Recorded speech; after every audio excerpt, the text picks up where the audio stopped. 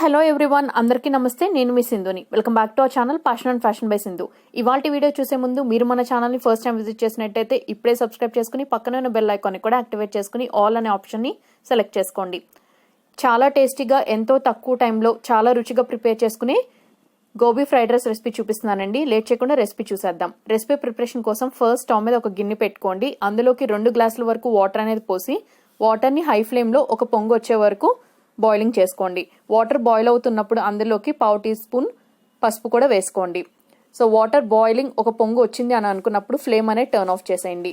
ఈ recipe preparation కోసం నేను ఒక మీడియం సైజ్ కాలీఫ్లవర్ని ఇలా మరీ చిన్న ముక్కలుగా కాకుండా అలానే మరీ పెద్ద ముక్కలుగా కాకుండా మీడియం సైజ్ పీసెస్ లాగా కట్ చేసుకున్నాను. సో కట్ చేసుకున్న ఈ కాలీఫ్లవర్ ఫ్లోరెట్స్ని ఆ వేడి వాటర్లోకి వేసి దానికి గిన్నెకి సరిపడా మూత అనేది పెట్టేసి 10 to 15 మినిట్స్ పాటు అలా ఉంచేసేయండి.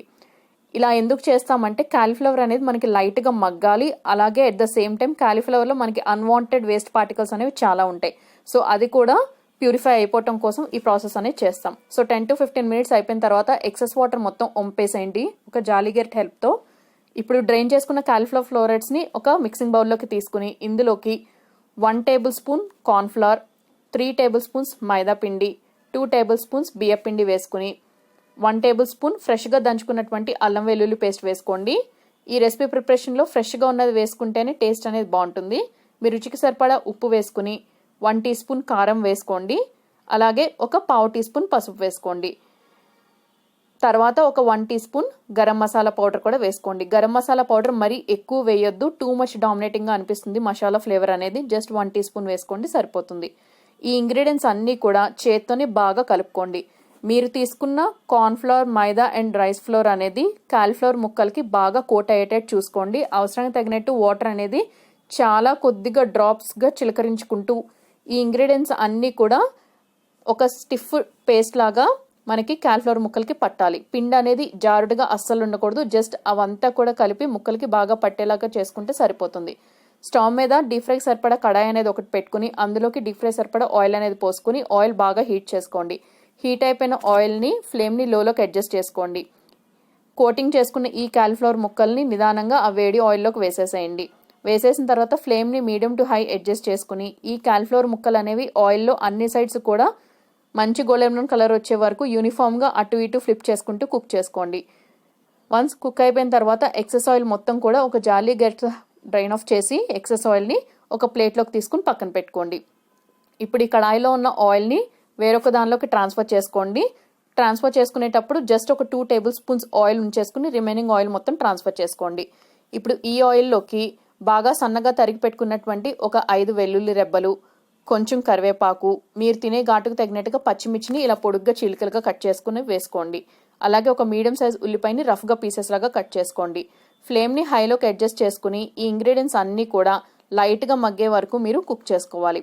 లో టు మీడియం ఫ్లేమ్ పెట్టుకోవాల్సిన అవసరం లేదండి, హై ఫ్లేమ్లో పెట్టుకుంటే సరిపోతుంది. ఆయిల్ అనేది మనకి ఆల్రెడీ డీప్ ఫ్రై చేసాం కాబట్టి బాగా హీట్గా ఉంటుంది కాబట్టి చాలా త్వరగా ఫ్రై అయిపోతాయి. So keep an eye on that. ఇప్పుడు ఇందులోకి 1 tablespoon dark soya sauce వేస్తున్నాను. అలాగే ఒక 1 tablespoon green chilli sauce వేసాను. 1 teaspoon tomato ketchup orange tomato sauce అనేది వేసాను. ఇన్ ది కేస్ మీ దగ్గర టొమాటో కెచప్ లేకపోతే ఈ ప్లేస్లో మీరు 1 teaspoon red chilli sauce కూడా వేసుకోండి. బట్ మేక్ షూర్ మరీ ఎక్కువ వేయొద్దు, ఎందుకంటే టూ మచ్గా అనిపిస్తుంది ఫ్లేవర్స్ అనేవి. అలాగే స్పైసీనెస్ కూడా బాగా ఎక్కువగా అయిపోయే ఛాన్సెస్ ఉంటుంది. ఇప్పుడు ఇందులోకి 1 టీ స్పూన్ మిరియాల పొడి వేసి ఈ సాసెస్ని, ఉల్లిపాయలు, ఈ ఇంగ్రీడియంట్స్ అన్నీ కూడా హై ఫ్లేమ్లోనే బాగా టాస్ చేసుకోండి. ఒక 1/2 టీ స్పూన్ సాల్ట్ కూడా వేసుకోండి. సాల్ట్ వేసుకునేటప్పుడు మీరు స్టార్టింగ్లో కాలీఫ్లవర్ ముక్కలకి స్టార్టింగ్లో ఫ్రై చేసినప్పుడు సాల్ట్ వేశారు కదా, ఆ విషయం దృష్టిలో పెట్టుకుని వేసుకోండి. ఎందుకంటే సాల్ట్ ఎక్కువైపోయినా రెసిపీ పాడైపోతుంది కదా.